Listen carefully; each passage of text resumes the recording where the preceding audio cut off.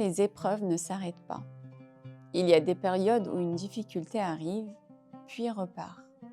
Tu traverses un moment dur. Tu patientes, tu tiens, et finalement, la situation s'apaise. Mais il y a d'autres moments, des moments où les épreuves semblent s'enchaîner. À peine tu respires, qu'une autre arrive. À peine tu retrouves un peu de stabilité, qu'un nouveau test apparaît.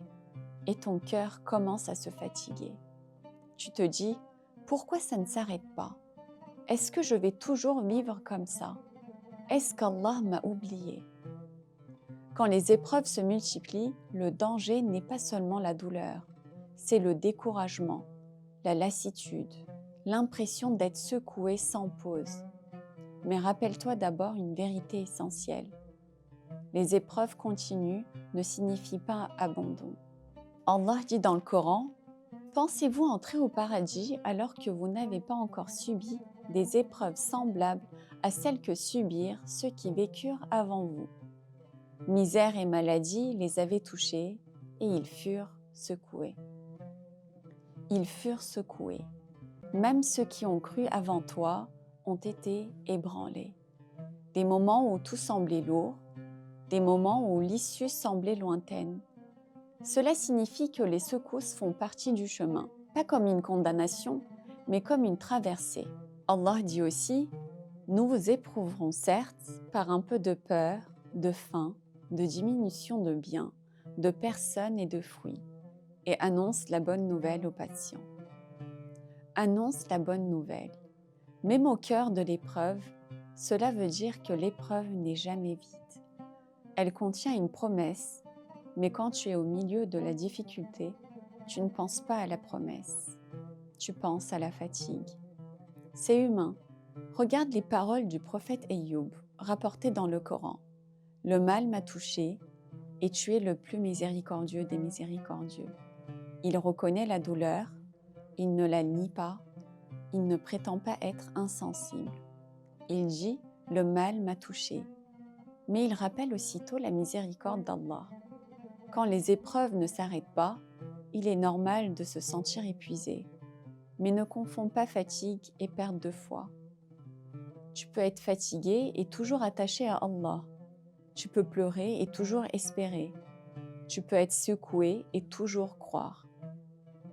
Allah dit, Allah n'impose à aucune âme une charge supérieure à sa capacité. Si l'épreuve continue, cela signifie que tu as en toi une capacité que tu ne vois peut-être pas. Même si tu te sens faible, même si tu doutes parfois, ta capacité est connue d'Allah, même quand tu l'ignores.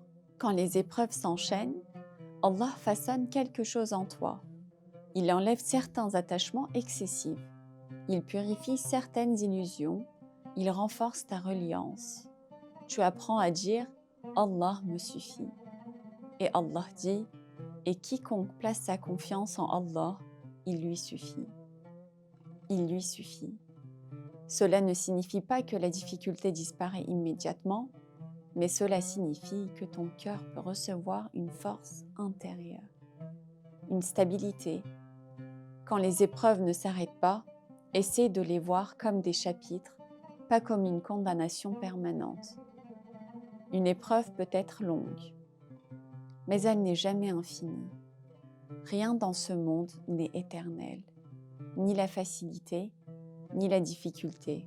Allah dit, à côté de la difficulté est certes une facilité, à côté de la difficulté est certes une facilité. La facilité est mentionnée 2 fois, comme pour te rappeler que la difficulté n'est jamais seule. Même si tu ne vois pas encore la sortie, la facilité existe déjà quelque part. Peut-être invisible, peut-être en préparation. Quand les épreuves se prolongent, quelque chose se construit. La patience, l'humilité, la maturité, la profondeur. Et peut-être qu'un jour, tu regarderas en arrière et tu comprendras ce que cette période a changé en toi. Si aujourd'hui tu traverses une succession d'épreuves, ne pense pas que tu es oublié. Allah dit « Et ton Seigneur n'est pas inattentif à ce que vous faites. » Rien ne lui échappe. Pas tes larmes, pas tes soupirs, pas ta fatigue. La répétition des épreuves ne signifie pas que tu es faible.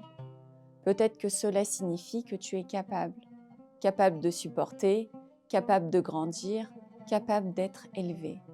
Et même si tu es fatigué, continue, même lentement, même en pleurant, même avec des pauses.